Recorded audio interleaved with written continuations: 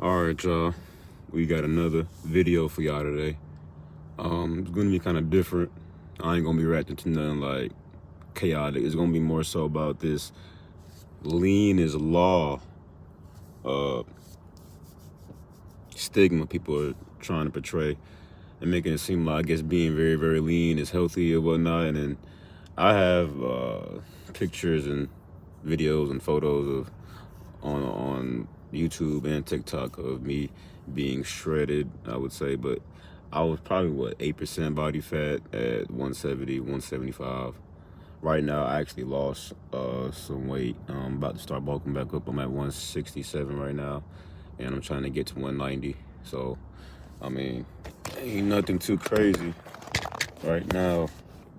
I'm at 167, so I'm not even really sure. Let me see if that looks like a good angle for y'all to see how I look to the side and whatnot. So nothing too crazy. No, I could still make him talk, yeah. You feel me? But I'm at like 167 right now, and I'm trying to get to 190, 200, somewhere around in that range for sports, for basketball, really. I thought I needed 185, but I need to be stronger than that. I need more weight on me, so I'm gonna try to be at 190, 200. I'm 6 foot in shoes, so I'm really 5'11". Have a long wingspan, so damn, I'm going off a tangent. I'm sorry, y'all.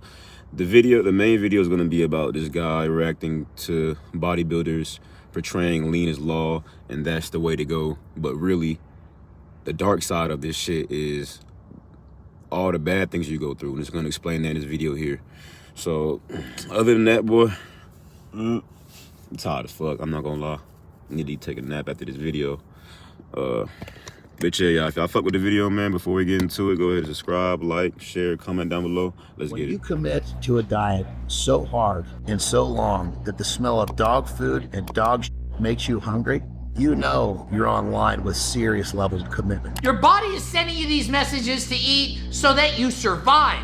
It takes over your life. You need to know all this shit, man. Life ain't good. I faintly remember fitness experts speaking about the risks of getting too lean. I just never thought it would happen to me. As you can see, I was quite chubby, but I always aspired to be in top 1% shape. For me, this meant single-digit body fat. Be careful, if you get too lean, you get too chiseled, you might have girls jumping on you all over the place. When people define aesthetics, they're not talking about the 15% body fat guy. I hate to break it to you, but they're not. 6% sub is where the real magic happens.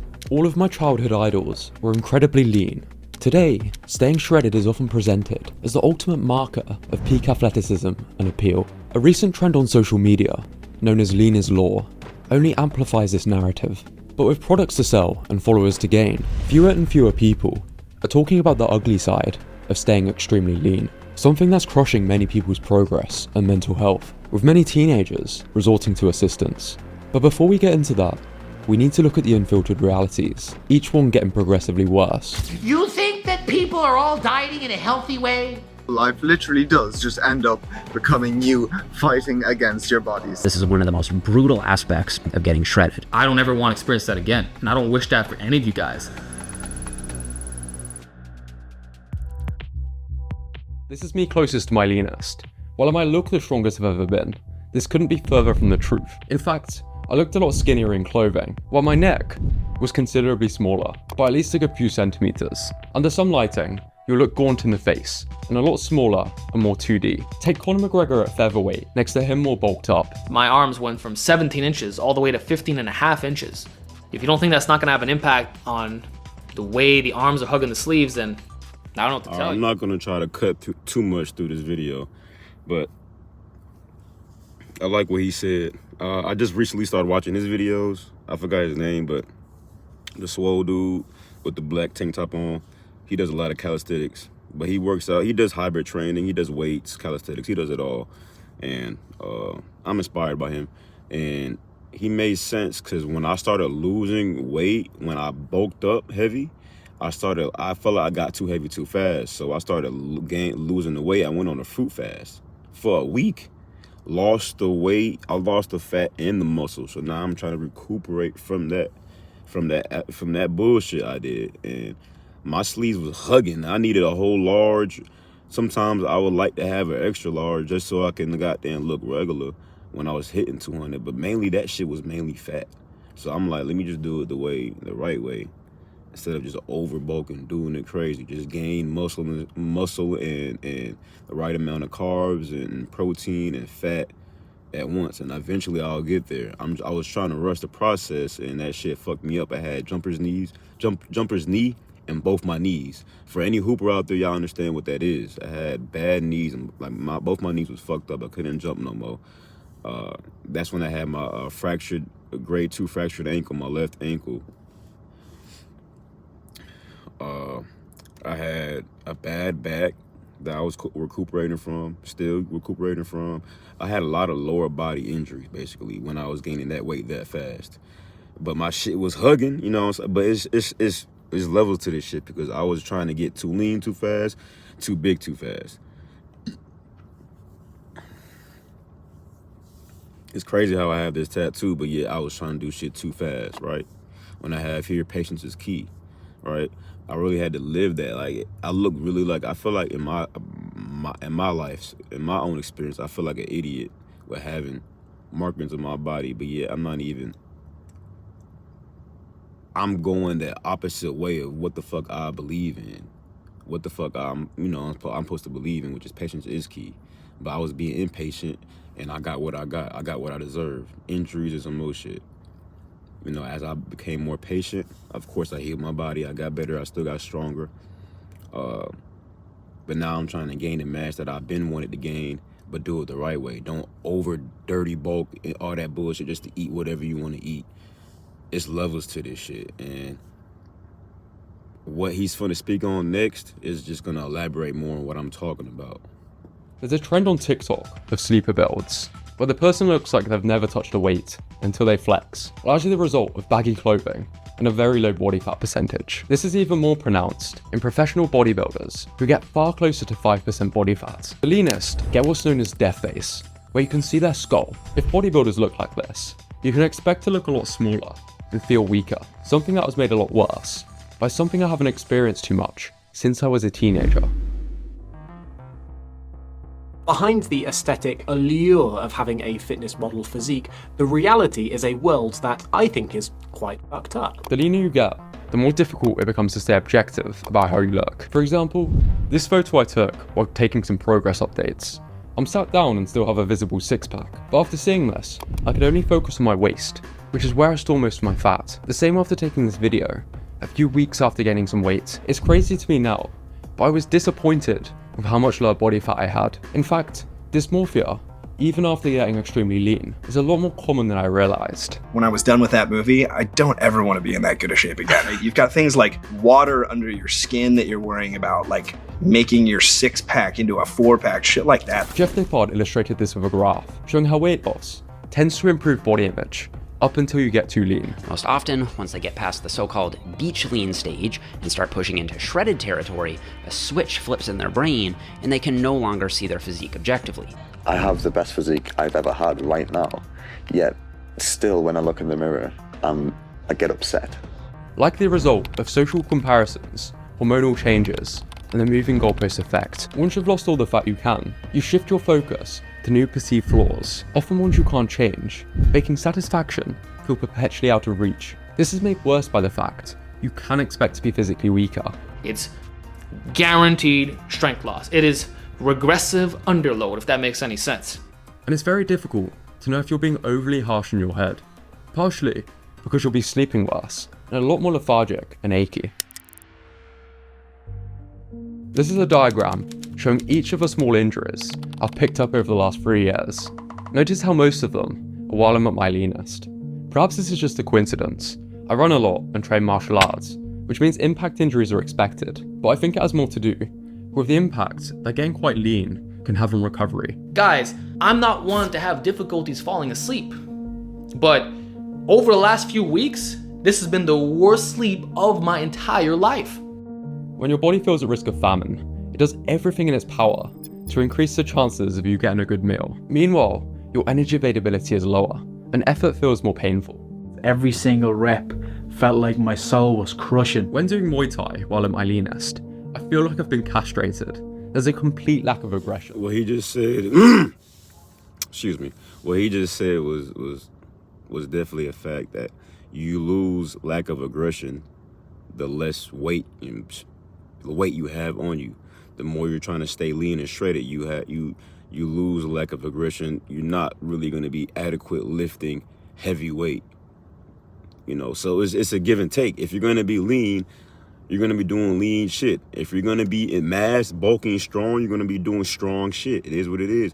And of course, I would say you could somewhat find a balance by doing hybrid training, but that just takes years within the game. Like, some of these people are only working out for 6 to 8 months and thinking that they can do everything already. No, I've been working out. When April hits, I'll be working out for 5 years.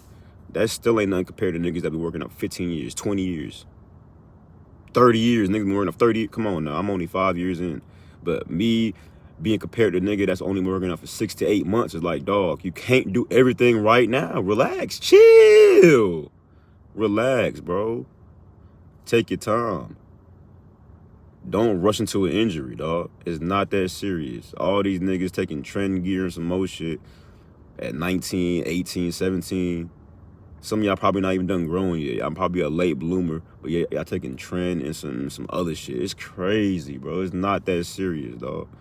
Because most of y'all not trying to go even be a Olympic bodybuilder. You're not trying to aspire to be that. Y'all just want to have bitches. Let's be real. Y'all just want bitches, bro. Y'all get swollen and still can't get bitches. Get the fuck out my face, nigga. Training isn't always the greatest because you don't get a pump anymore. Your joints get sore very easily, so you need to be very conscious of the way you lift. Body fat can be beneficial for recovery and joint cushioning, such as the infrapatellar fat pad located in the knee, which cushions the kneecap and absorbs shock. The lack of fat around the joints really does take a toll. Recovery takes a hit, while injury risk increases. It's like a battery that cannot restore to 100% capacity. You only go up to 50%. Which is why you can expect your body to respond by sending your hunger hormones into overdrive. Sean Nalawani shows how the leaner you get, the more difficult and all-consuming it can become. Past a certain point, your body starts getting worried about starvation. What it does to your brain, being this lean, you just want to eat absolutely anything and everything, man. The smell of dog food makes me fucking hungry. Worse than that, he takes a dump. The smell of his crap makes me hungry. I never got to this level, but I knew it was time to stop losing fat when a squirrel scurried past me, and I automatically barcode scanned its calories with my eyes. On the last week at my leanest, I'd also regularly be thinking of Chinese food before bed. When you're working out, you're hungry after the workout. When you eat your meal makes you hungrier. It's no surprise why binge eating is so common amongst bodybuilders after shows. It's painful, but it's true, people. Your relationship with food is just down the drain. I came out of my last prep with a slight eating disorder, and that was due to being that level of lean. Your day evolves around nothing but avoiding being hungry. But you see, by getting extremely lean, this is a normal thing, because your body wants you to eat. This is what many refer to as starvation mode. The day we wrapped the movie, I just the wagon hard. The dual intervention model for body fat levels suggests that humans have two biological set points for body fat. A lower threshold, below which the body resists further fat loss to help you avoid starvation, and an upper threshold, above which it promotes fat loss to avoid excessive weight gain so you can avoid predation. Between these thresholds is a comfortable range where the body maintains weight more easily. If you're at a body fat percentage that is healthy for you, it shouldn't feel unhealthy. It's actually quite individual. You might be the lucky soul who it's 10%, or you might be the unlucky soul, quote unquote, who is 20%. For me, I only dip below my ideal range very briefly. I've also found the more experience you have, the lower this range becomes. It's important to distinguish whether the side effects are from being too lean or prolonged calorie restriction, where a calorie bump or a diet break can help. But the point remains.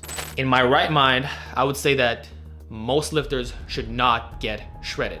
Maybe I'm being dramatic, but what really got to me was seeing my testosterone drop from healthy to the levels where fitness influencers start getting prescribed TRT. When my body is like lean and aesthetic, I feel like shit. I feel like less of a man. My sex drive is shit. My sleep is shit. It just isn't fun. Which gave me a dilemma to think about. Yeah, I forgot his name, but bro that was just talking about how he felt like he had a lower testosterone. His testosterone was low. He felt shit. His sleep was bad and all that. It was bad. Yeah, I agree with that. You know. Now for my people that watch me when I was talking about retention and retaining, I felt like that actually saved me a lot of the time when I was shredding and being very lean, and I didn't need a whole lot of sleep when I was on 21 days of retention, my nigga. I didn't need that, you know, but that was really saving me, you know. So for most of the guys that's not necessarily on that, which is not a whole lot of people, you know what I'm saying? But at the same time, yeah, it's not a whole lot of people, right?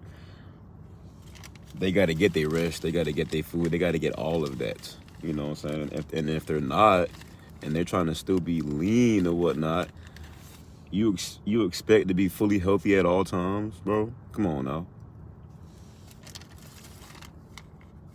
Especially that the food that we're intaking too, the food that we're eating, all the food that we're taking in and eating and whatnot is already not that healthy in America. You know what I'm saying? You also got to add in, are you taking minerals or supplements and stuff like that, like zinc and magnesium? You know, you're eating your proteins or whatnot. It's a lot of different things that go into it, but it's not that hard once you get a grasp of it. You know what I'm saying? So I just had to pause it there for y'all to understand that I do agree with what he was saying about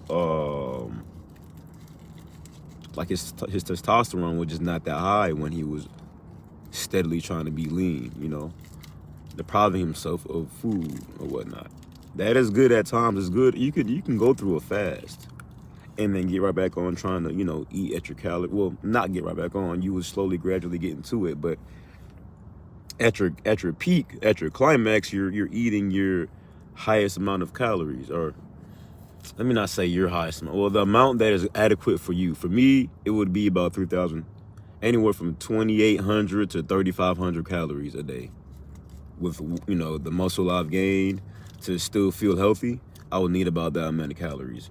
When I was a bit smaller, I would need about 1,500 to 3,000 calories. That's it. I know it's a wide range, but depending on what I was doing that day and how I felt, that's what I would need. I would probably only would need 2 small meals that would add to 1,500 calories, or, you know what I'm saying, or maybe a big meal and a couple of small meals and some snacks or whatnot throughout the day. But on top of that, my eating habit has always been off the chart, weird at times. So we're all the same, but we're all different. We need a certain amount of calories, but it's like we all need different amounts of calories. So it's a give or take as well. You know, if you're trying to be in a caloric deficit to lose weight, you know, you got to be in that. If you want to be in a caloric surplus to gain weight, you know, you got to be in that. But on top of that, what are you eating? What foods are you actually eating? Are you reading the back of the labels? All that plays a big part in how you feel and how you move and how you look.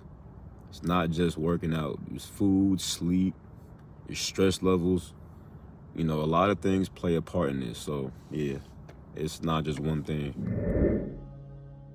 Many of the people on your social media feed who stay shredded year round are either sacrificing their health for social media or using assistance, many of which claim natural, which is why what was impressive 10 years ago is no longer as impressive today.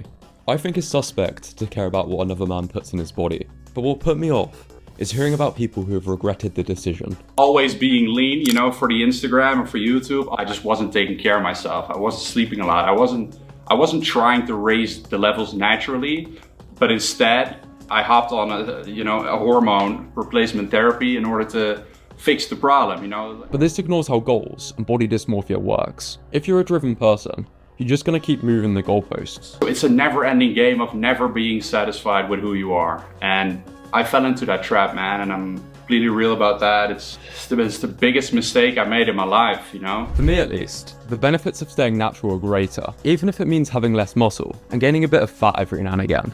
My lower testosterone fluctuation quickly corrected once I started eating more calories, sleeping more, and better managing my stress. As a precaution, I also take vitamin D, zinc, and magnesium. These are some very common deficiencies that can decrease your testosterone. Unrealistic standards can be detrimental, especially when striving for extremes, like 5% body fat, or far below your lower set point. Unless you're an advanced athlete with a very specific goal, it's probably in your best interest not to aim that low. Trying to maintain single-digit body fat year-round is not only unnecessary, but also risky. For social media influencers, it's often worth it to them. It makes it much easier to sell stuff and gain followers. Fortunately, Instagram isn't real life. Most of the leanest athletes don't even maintain 8% body fat year-round, whether that's Ronaldo, Bruce Lee, Leon Edwards, or Michael Phelps. Take Olympic runner Hillary Stellingworth. She looks incredibly lean in all her photos, while her husband is actually a researcher, revealed in a study how she had increased her weight and body fat before competitions, suggesting that it's not sustainable from a health or performance perspective to be at peak body composition year-round. This isn't to suggest you need to bulk up like the Michelin Man just to be safe though. Most issues can be avoided by stopping before you get to single-digit body fat. Most people won't be able to tell a difference. Being lean doesn't guarantee happier. It just guarantees lean. It's on you to choose the things and the hobbies and the friends and the lifestyle that makes you happy. And if leanness is a part of that, sweet. And if it's not, no big deal. You'll probably look better and more healthy with slightly more body fat, especially in clothing. 10% body fat is just flat out too lean for most men. And this should be motivating. Your ideal body, whether that's a sports, performance, or looking good, is probably much more in reach than you realize. So that's the end of the video, y'all, and I agree, like, I definitely agree with that video. That is a great video. I'm gonna leave a link to the video in the description. But I agree with everything he said, and the videos of other bodybuilders that he put on there, I agree with what they said as well.